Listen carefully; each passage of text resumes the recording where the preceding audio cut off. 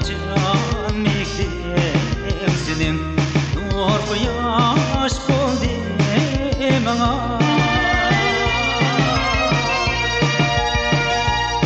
Yaşlarım tal-tal akıp yaşlığım kaldı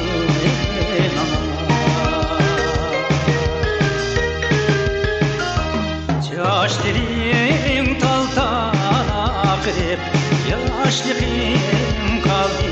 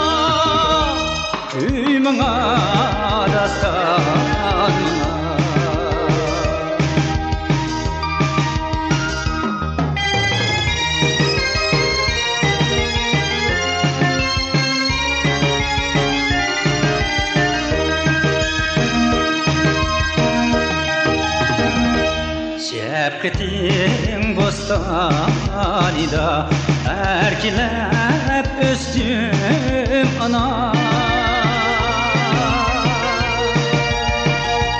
Ani can pervani sen meyli keş gündüz bana Ani can pervani sen meyli keş gündüz bana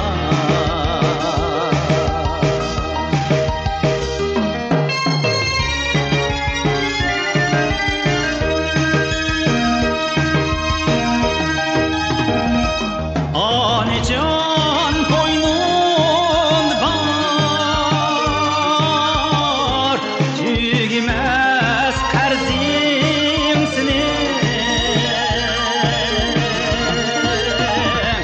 Aklıma kaderimli mengü